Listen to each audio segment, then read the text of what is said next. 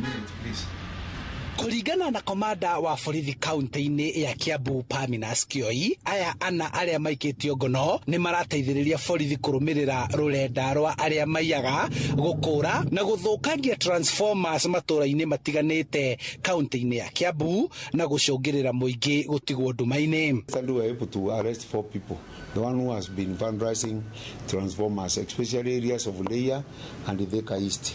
We are still on it. Aya na maikĩtio ngono kuma matũũra ma Endia na Thika, na kũringana na ũthuthuria wa igũrũ makamaga maguta ma transformer ici na kwenderia iganda cia maigĩrĩra iria itheragia ũiro ngũrũ ya ngari na kwendio werũ, ũndũ ũmwe na mĩkawa ĩmwe ĩrĩa ĩhũthagĩra maguta maya kũruga waru cia chips.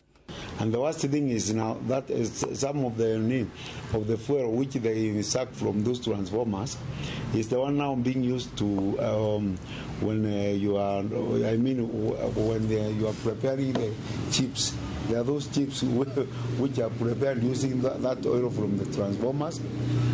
The others, they are using it, that oil is also being used to filter the old oil before they package it again as a new oil. So they are using also that oil from the transformers.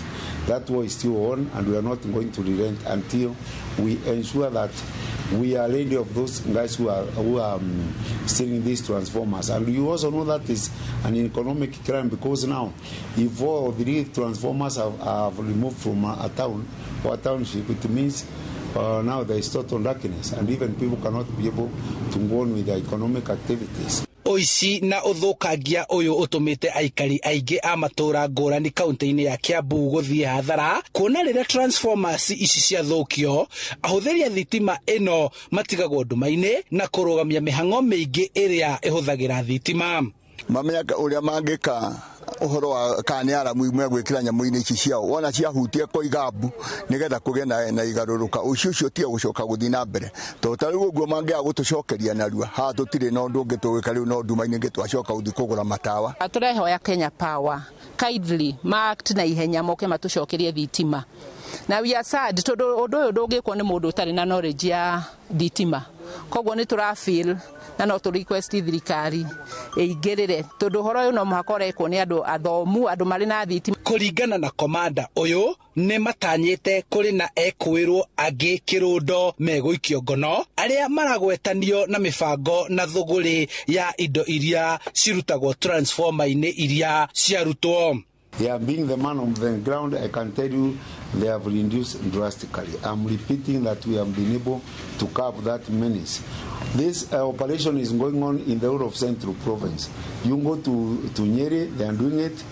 Go to Muranga, my neighbor here. They are even doing combined efforts between me and Muranga. You go to Kirinyaga, and generally it has reduced, not the way it was. Handũ-inĩ ha Inoro TV kuma kaunti-inĩ ya Kiambu, njĩtagwo Charles Gĩkunga wa Kariũki.